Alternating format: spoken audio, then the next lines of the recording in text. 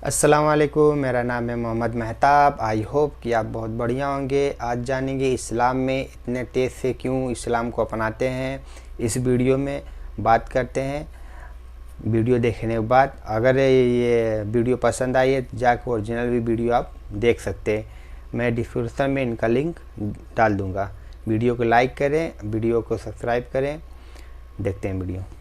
पिछले कुछ दिनों में आपने जरूर देखा होगा कुछ फेमस लोग जिनका कहीं ना कहीं एक अच्छा सोशल इंपैक्ट रहा, लोग उन्हें जानते थे, फॉलो करते थे, लेकिन न्यूज आई कि उन लोगों ने इस्लाम कबूल कर लिया। जैसे कि ब्रिटेन की अल्फ्रेड विलियम बेस्ट कंपनी के मालिक बिलियनियर अल्फी बेस्ट, ब्राजील के फेमस फाइटर नेसिमेंटो, रशिया के ऑर्थोडॉक्स चर्च के पादरी, अमेरिका के famous rapper डर्क Derek, famous internet celebrity Andrew Tate, Vivian Dsena, हिलेरियन हैगी, इंडियन यूट्यूबर परम सिंह। इतने ज्यादा नाम है कि बता पाना मुश्किल है। लेकिन एक सवाल आता है कि इस्लाम में ऐसा क्या है कि लोग इतनी तेजी से मुसलमान हो रहे हैं, दूसरे धर्मों को छोड़कर इस्लाम अपना रहे हैं। जबकि अगर देखा जाए तो एक ऐसा टाइम भी चल रहा है जिसमें इस्लामोफोबिया भी अपने चरम पे है, लेकिन फिर भी लोग, और वो भी इंटेलेक्चुअल पीपल, बाकी धर्म के कंपैरिजन में इस्लाम को ज्यादा इंपॉर्टेंस दे रहे हैं। आज की इस वीडियो में हम जानने की कोशिश करेंगे कि इस्लाम दुनिया का फास्टेस्ट ग्रोइंग रिलीजन क्यों है।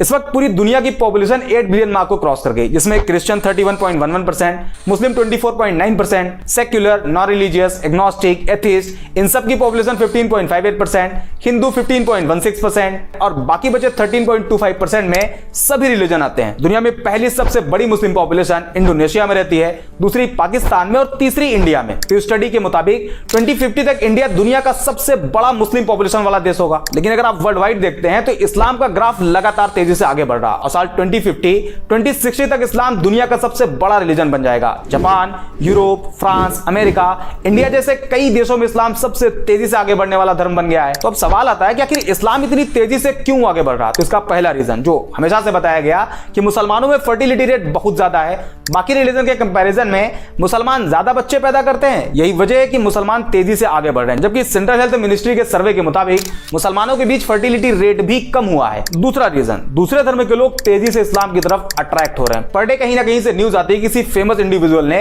इस्लाम धर्म अपना लिया। कहीं कोई फेमस बिलियनियर होता है, तो कभी कोई फेमस फाइटर, तो कभी कोई फेमस रैपर, सेलिब्रिटी। ये उन लोगों की खबरें होती है जो कहीं ना कहीं फेमस होते हैं, लोग उन्हें फॉलो करते हैं। लेकिन ऐसे भी बहुत से लोग हैं जो इस्लाम अपना तो रहे हैं, लेकिन आम लोग होने की वजह से उन्हें सोशल मीडिया पर या न्यूज पोर्टल पर जगह ही नहीं मिल पाती। एक मोटा मोटा आंकड़ा आपको बताते हैं। द न्यूयॉर्क टाइम के मुताबिक अमेरिका के टोटल मुस्लिम पॉपुलेशन में 25% कन्वर्टेड मुस्लिम है और एक एस्टिमेट के हिसाब से करीब 20,000 से ज्यादा अमेरिकी हर साल इस्लाम कबूल कर लेते हैं। इसी तरह ब्रिटेन में करीब 6,000 लोग इस्लाम धर्म में शामिल हो जाते हैं। जापान भी एक ऐसा देश है जहां लोग तेजी से इस्लाम की तरफ आ रहे हैं। वसेदा यूनिवर्सिटी के अकॉर्डिंग पिछले 10 सालों में जापान में मुसलमानों की आबादी डबल से भी ज्यादा हो गई, जिसमें करीब 50,000 से ज्यादा जापानी लोगों ने इस्लाम कबूल कर लिया। और अभी हाल ही में एक रिपोर्ट आई जिसमें बताया गया कि दुनिया में मुस्लिम पॉपुलेशन 2 बिलियन मार्क को क्रॉस कर गई, जिसमें एक बड़ा नंबर कन्वर्टेड मुस्लिम का है। अब सवाल आता है कि आखिर लोग इस्लाम में कन्वर्ट क्यों हो रहे हैं, ऐसा क्या है इस्लाम में। तो इसका कोई एक जवाब नहीं। इस्लाम कबूल करने वाले लोगों से जब पूछा गया कि आपने इस्लाम क्यों कबूल किया, तो ज्यादातर लोगों ने अलग अलग रीजन बताया। लेकिन एक जो कॉमन रीजन देखा गया वो था कि जब कोई नॉन मुस्लिम किसी ऐसे मुस्लिम के कांटेक्ट में आया जो एक्चुअल मुस्लिम था, इस्लाम के बेसिक्स को फॉलो करता था, तो उसे देख के वो उसकी तरफ अट्रैक्ट होते और इस्लाम के बारे में जानने की कोशिश करते, जिसमें कुछ ऐसी चीजें उन्हें मालूम चलती जो एक नॉन मुस्लिम के लिए बड़ी सरप्राइज होती। For example, social equality.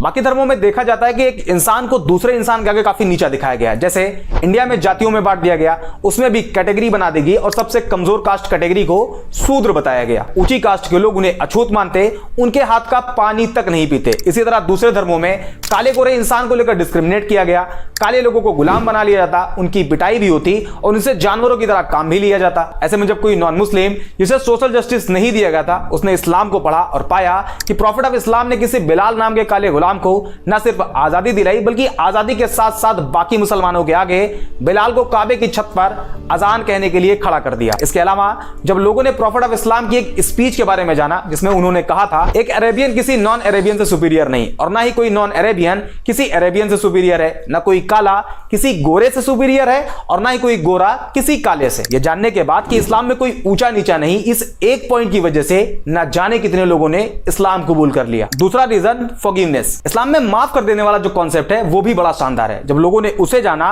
तो वो भी उन्हें बहुत पसंद आया और लोगों ने इस्लाम कबूल कर लिया। फॉर एग्जांपल, मान लीजिए कि अगर किसी इंसान को एक पूरी कम्युनिटी बुरा भला कहे, उसे बाइकआउट कर दे, यहां तक कि उसे जान से मारने की कोशिश करे, तो रिएक्शन ये होगा कि जब भी उसे उस कम्युनिटी पर कंट्रोल मिलेगा वो अपना बदला जरूर लेगा। सारे लोगों से ना सही, लेकिन उन लोगों को जरूर टारगेट करेगा जो उसके खिलाफ उसके ही लोगों को भड़काते थे, उसे मार के लाने वाले को इनाम देने की बात कहते थे। आमतौर पर यही देखा जाता है, लेकिन इस्लामिक हिस्ट्री में इसके जस्ट उल्टा है। 7वीं सेंचुरी में जब इस्लाम की शुरुआत हुई, उसके कई सालों बाद तक, करीब 10 साल बताया जाता है, इस पीरियड में टोटल 40 से कम मुसलमान थे। उस टाइम अरब के जो पावरफुल लोग थे वो मुसलमानों को परेशान करते, प्रॉफिट ऑफ इस्लाम को जान से मारने की प्लानिंग करते, उन्हें जान से मार देने वाले को इनाम देने का वादा करते। यहां तक कि उस टाइम जितने मुसलमान थे उन सभी का सोशल बाइकआउट कर दिया गया और 3 साल तक अबी तालिब नाम की एक पहाड़ी पर कैद कर दिया गया। और मक्का के सरदारों ने यह अनाउंस कर दिया कि कोई भी मुसलमानों को कोई सामान न बेचे और अगर कोई ऐसा करता है तो उसे भी नहीं छोड़ा जाएगा। 3 साल बाद बाइकआउट पीरियड खत्म हुआ, लेकिन मक्का के लोग मुसलमानों को अभी भी टारगेट करते। सिचुएशन को देखते हुए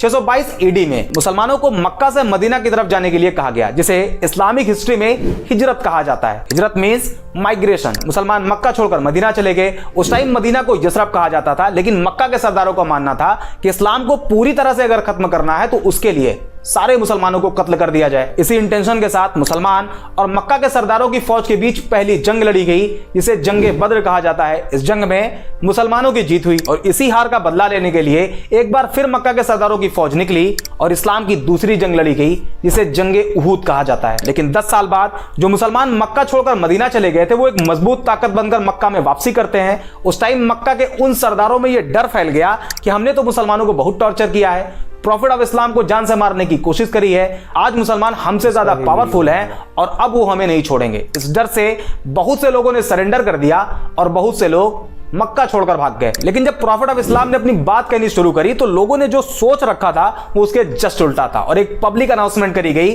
कि जिन जिन लोगों ने मुसलमानों को परेशान किया था, मुसलमानों को मारा था, मक्का छोड़कर मदीना जाने के लिए मजबूर किया था, उन सभी को माफ किया जाता है। ये एक सेंटेंस इतना इफेक्टिव साबित हुआ कि जो पहले इस्लाम को खत्म करना चाहते थे उन सभी ने इस्लाम कबूल कर लिया। और आज भी इसका इंपैक्ट इतना ज्यादा है कि जब कोई नॉन मुस्लिम इस्लाम के इस चैप्टर को पढ़ता है तो इस्लाम की तरफ अट्रैक्ट होता है। तीसरा और सबसे बड़ा रीजन है बिहेवियर। आज सोशल मीडिया पर इस्लाम की जिस इमेज को प्रेजेंट किया जा रहा है वो इस्लाम की रियलिटी नहीं। हालांकि मैं ये भी क्लेम नहीं कर रहा कि इस्लामिक बेसिक्स के अकॉर्डिंग सारे मुसलमानों का बिहेव अच्छा है। इस्लाम तो कहता है कि शराब पीना हराम है और शराब सभी बुराइयों की मां है, लेकिन फिर भी आज का मुसलमान शराब की ठेकों की लाइन में आपको लगा हुआ दिखाई देगा। बट अनदर हैंड कुछ मुस्लिम्स ऐसे भी हैं जिनका behave as it is Islamic basics के हिसाब से आज भी है। फॉर एग्जांपल, इस्लाम अपने मानने वालों को कहता है कि अगर तुम्हारे घर में एक रोटी हो और तुम्हारा पड़ोसी भूखा हो तो तुम्हारे लिए जरूरी है कि उसमें से आधी रोटी अपने पड़ोसी को दो।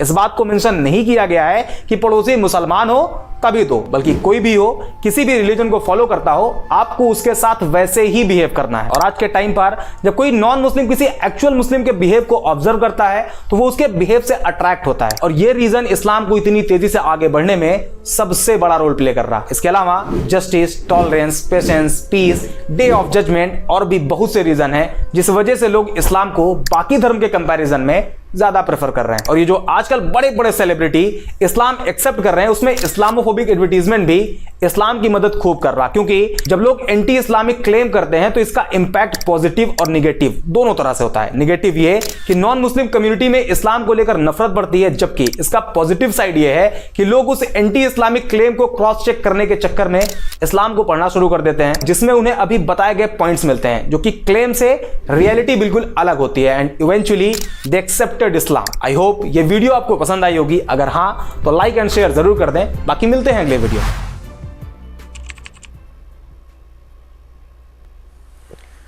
अब देखें वीडियो में इस्लाम में क्यों इतने तेज़ से कन्वर्ट होते हैं, इस्लाम में क्या खासियत है, क्या खूबी है, इसीलिए वजह से कन्वर्ट होते हैं इस्लाम में। अगर वीडियो आपको बहुत अच्छी लगी होगी तो वीडियो का लिंक मैं डिस्क्रिप्शन में डाल दूंगा, ओरिजिनल वीडियो, उधर से जाके आप देख सकते हैं। आई होप कि वीडियो मेरी पसंद आई है। अगर वीडियो पसंद आई है तो वीडियो को लाइक करें, चैनल को सब्सक्राइब करते हैं। मिलते हैं नेक्स्ट वीडियो में।